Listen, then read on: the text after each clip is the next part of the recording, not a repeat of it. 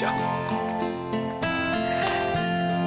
আরে পাড়া প্রতিবেশী বন্ধু বান্ধব ওরা তো আসবে, ওরা সব অনুষ্ঠানে আসবে। তা আসল কথা হচ্ছে বাড়ির লোকজন এলে তবে না উৎসব।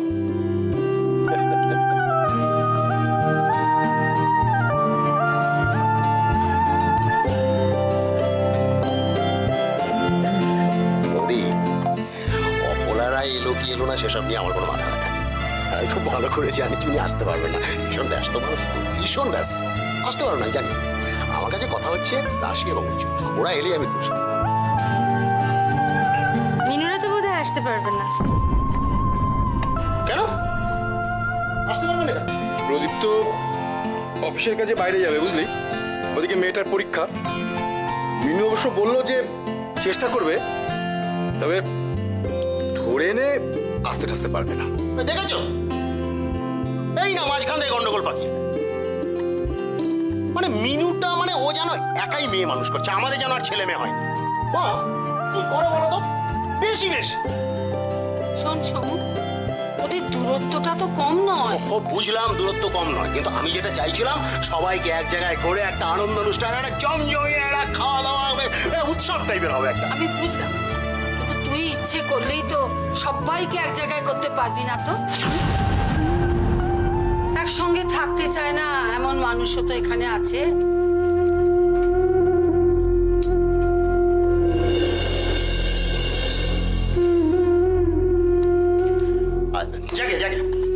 জাগে রাশি আর উজ্জ্বল আসছে, এটাই আমার কাছে বড় ব্যাপার। না পুজোটাই বড় ব্যাপার, তাইলে ভালো লাগবে টুকুই যা। না না না না না না, সে বললে কি চলবে বৌদি? দেখো, বিয়ের পরে রাশির বিরাগমন হয়নি, কিন্তু জন্মাষ্টমীর অনুষ্ঠানে আসছে, সুতরাং এটাই বড় ব্যাপার। এই সমু, দাঁড়া তো, অত ছটফট করিস না, আগে ওদের আসতে দে, তারপর দেখা যাবে। আসবে আসবে আসবে, মিলিয়ে নিও, আমি বলছি আসবে। সবাই গেলে কি করবে?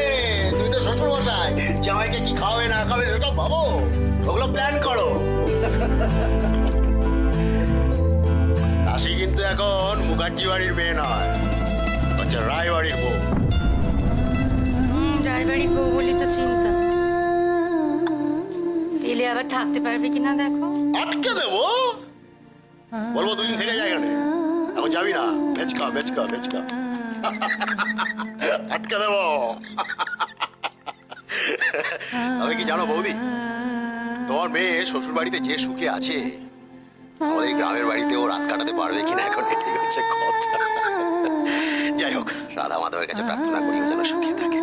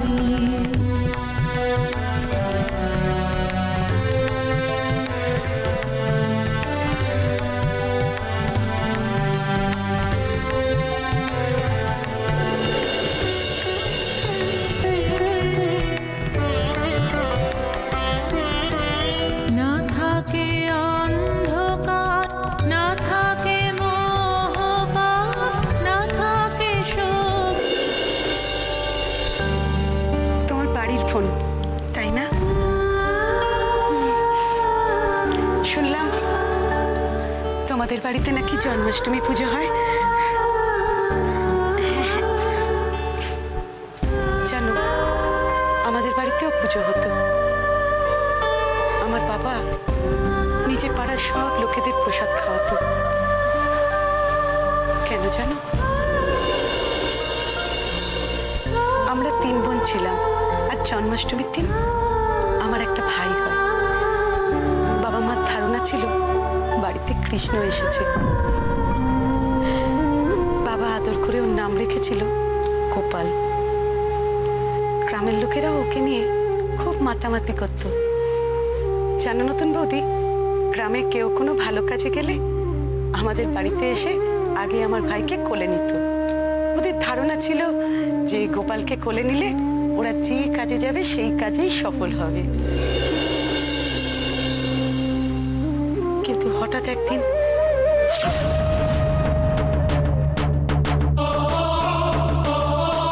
কি হলো বলো? কারা যেন আমার ভাইকে এসে তুলে নিয়ে চলে গেল। বাবা অনেক খোঁজ করলো, কোথাও ওকে খুঁজে পাওয়া গেল না। তারপর? তারপর তারপর বাবাও একদিন মারা গেল। সেই থেকে আমাদের বাড়িতে আর কোনো অনুষ্ঠান হয় না। মন খারাপ করো না। আমি জানি নতুন বৌদি, হয়তো ওরা তোমাকে যেতে দেবে না। আমি যাবই, কেউ আমাকে আটকাতে পারবে না। বাবা আমাকে ডেকেছে, মা আমার জন্য কত রান্না করে রাখবে, আর গোল গোল চুটকি মিলি ওদের সাথে তো আমি সারা গ্রাম ঘুরতে যাব। ঠাম্মার সাথে রাধা মাধবের পুজো দেব। যেতে তো আমাকে হবে। আর তুমি দেখে নিও, আমার উজ্জ্বল আমার সাথে যাবে।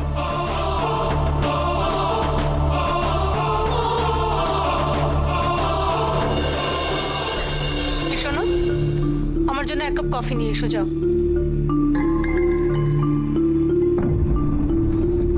তোমার জন্য কিছু আনতে হবে? তুমি নয়, বলো আপনি। বাড়ির 5টা কাজের লোক যেভাবে সম্মান দিয়ে কথা বলে, তুমি ঠিক সেভাবেই ডাকবে। আরে গ্রামের মেয়ে, কিছু শেখেনি, সম্মান দিতেই জানে না, দেখে বুঝতে পারিস না?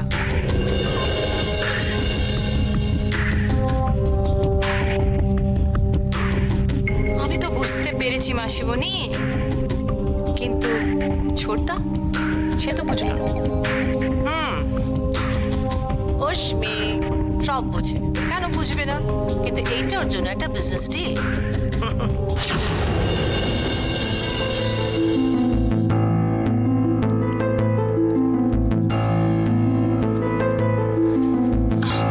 কিন্তু দিদি, ওরা যে ফোনে ইনভাইট করলো আর উজিরা যে যাবে বললো, সেটাও কি একটা বিজনেস ডিল?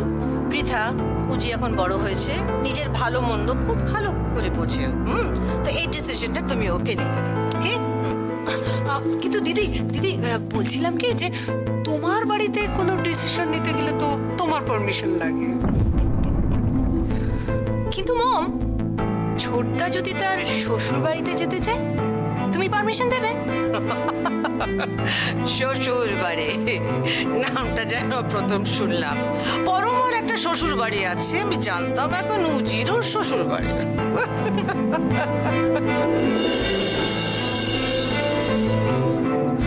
কিন্তু দিদি, তুমি যে ফোনে ওদেরকে বললে যে দেখছি কি করা যায়,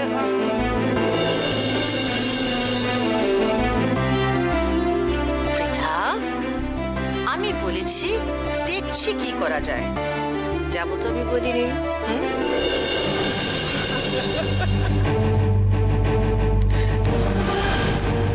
মম, দ্যাট মিন্স ছোটদা যাচ্ছে না, right? Of course not, of course not. আরে বৃষ্টি বাদলার দিনে কোথায় বন্যা, কোথায় জল জমে, যে ছেলেটা আমার গিয়ে ভেসে যাক। No way, no way. একদম ঠিক বলেছো মম, একদম ঠিক বলেছো। বাট ওরা যে তোমাকে ইনভাইট করেছে, তাতে কি হয়েছে? ডোনেশন দিয়ে দেবো, দ্যাটস অল, হয়ে গেল। এইটা দিদি একদম ঠিক বলেছে। আরে বাবা, উজি ওই গ্রামে অত বড় বিজনেস করতে যাবে, এত বড় ফ্যাক্টরি ওপেন করবে, তা ওখানকার মানুষদের ভালো মন্দটা তোকে একটু ভেবে দেখতেই হবে।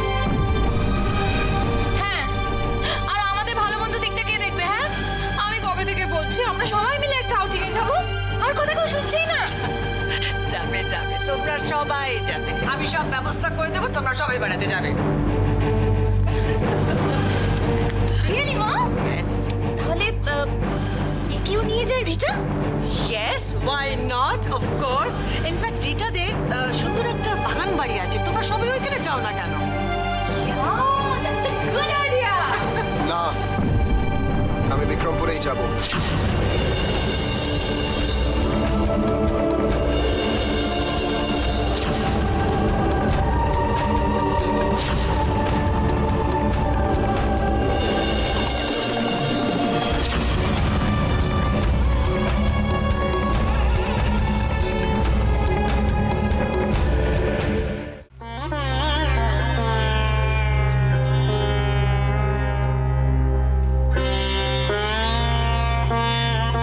আমি জানি এই সব কিছু হয়েছে তোমার জন্য।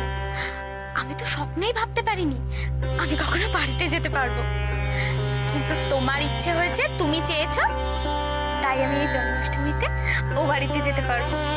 জানো, আমি এই জন্য খুব খুব খুব খুশি।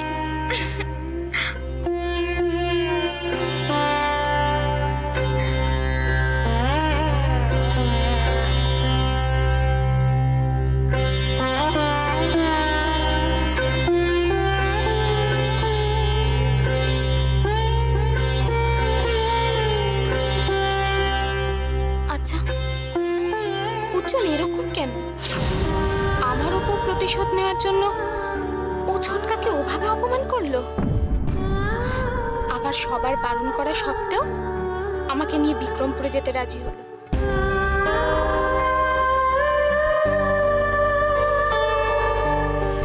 ঠাকুর, আমি না ওকে ঠিক বুঝে উঠতে পারি না, ও কি চায়, কেন এরকম করে? ওর মাথাটা একটু ঠিক করে দাও তো তুমি।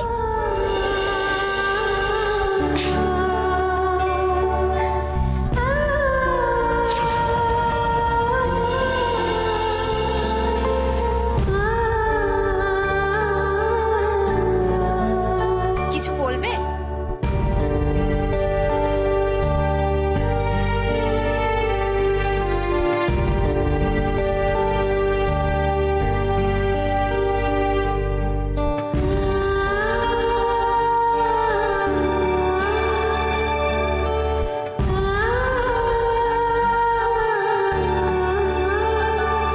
আমার ঘরে আসার জন্য তোমাকে পারমিশন নিতে হবে না, ভেতরে এসো। না মানে আমি বলছিলাম যে রাত্রিবেলায় সবকিছু গুছিয়ে রেখো, কালকে আমরা আর্লি মর্নিং বেরিয়ে যাব।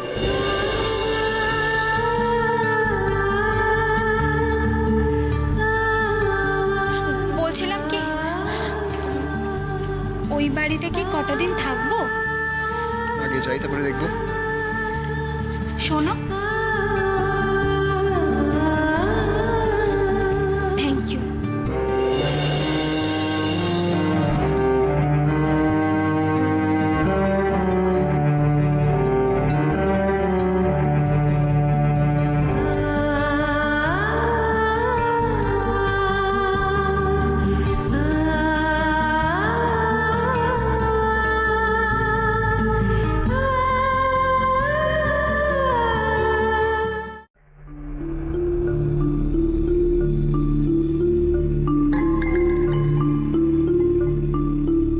কত গর্ব ছিল না তোমার রুচির ওপর, যে অপলা রায়ের ছেলে কোনো ভুল সিদ্ধান্ত নিতে পারে না। এবার তোমার দর্প চূর্ণ হলো তো? দিদি, আমি তোমাকে অনেক আগেই বলেছি, আবার বলছি, বি ভেরি কেয়ারফুল। আমি এই গ্রামের মেয়েদের খুব ভালো করে জানি, দে are very dangerous, very crooked. ওদের মনে এক, পেটের মধ্যে আর এক। মাথায় খুব বুদ্ধি রাখে। তুমি যখন সেটা জানো তখন ওকে ঘরে আনলে কেন? আমি এনেছি, বুঝিওকে এনেছি, সেটা বাধ্য হয়ে এনেছি। এবার বোঝো, তোমার এই বাধ্য হওয়ার জন্য আজ তোমার এই দম বন্ধ করা অবস্থা। পৃথা, অপলা রয় দম বন্ধ হবে যখন অপলা রায় সেটা চাইবে, তার আগে না। সেটা তো না হয় আমি বুঝতে পারলাম, কিন্তু উজি আমি তো একটা জিনিস বুঝতেই পারছি না দিদি, যে ধীরে ধীরে কিভাবে রায় পরিবারের সিদ্ধান্তের মালিকানা বদলাচ্ছে। রেখা, আমি কি করতে পারি উজি? যদি রিল্যাক্স মম, কুল। তোমার এখনো আমার উপর ভরসা হলো না? কি করে ভরসা হবে বল? যে মম তোকে কোলে পিঠে করে বড় করেছে, তুই মনে কি দেখে তোমার মনে হলো আমি অমানুষ হয়ে গেছি? কি দেখে? বিক্রমপুরে যাওয়ার সিদ্ধান্ত নেওয়াটা তোর মোটেই ঠিক হয়নি, ডোন্ট ইউ আন্ডারস্ট্যান্ড? ঠিক বেঠিক বোঝার বয়স আমার হয়েছে মাসিমণি। উজি একটা জিনিস জানবে, যুদ্ধে জিততে গেলে অনেক অনেক সেনাবাহিনীর প্রয়োজন হয় না, একজন বুদ্ধিমান মন্ত্রী কাফি। আর মম, রাজা যদি এইভাবে মন্ত্রীর ওপর রেগে থাকে তাহলে মন্ত্রী তো কোনো ডিসিশনই নিতে পারবে না। আমি তোমার আর কোনো সিদ্ধান্তের কথা শুনতে চাই না। প্লিজ, উজ্জ্বল রয় অপরা রায়ের কখনো কোনো কথা অমান্য করেনি, আজও করবে না। তুমি একবার খালি বলো, তাহলে আমি বিক্রমপুর যাবো না তো যাবো না। কিন্তু মম, আমাকে খালি একটা কথা বলো, আজ অব্দি তোমার ছেলের জন্য তোমার কোনো ক্ষতি হয়েছে?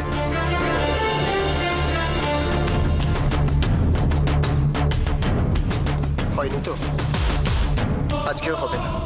আমার উপর একটু বিশ্বাস রাখো।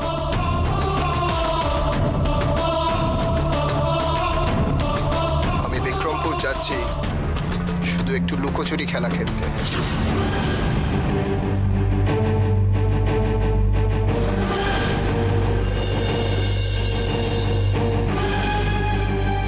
তার মানে উচি যে রাশিকে নিয়ে বিক্রমপুরে যাচ্ছে, এটা উচির একটা চাল।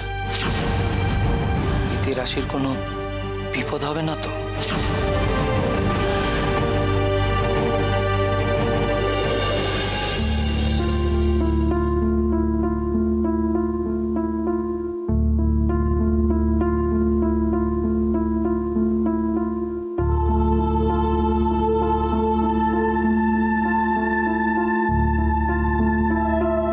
Welcome welcome my son, welcome. Mom, আমি তোমার জন্য ছোট্ট গিফট এনেছি। Gift for me? ইয়েস।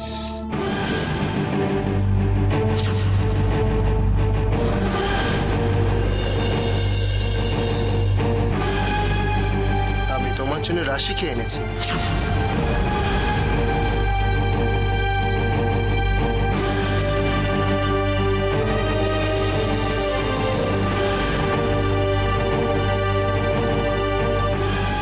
ছোটদা, হ্যাঁ? তোর পাটা ঠিক করে রাখ, মোজাটা পরাতে পারছে না। হুম।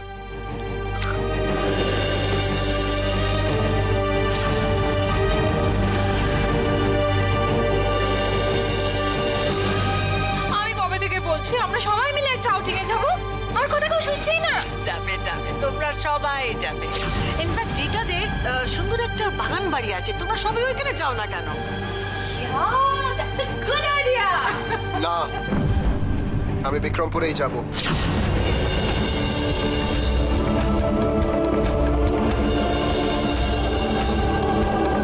উজ্জ্বলের বিক্রমপুরে আসার পেছনে অন্য কোনো প্ল্যান নেই তো?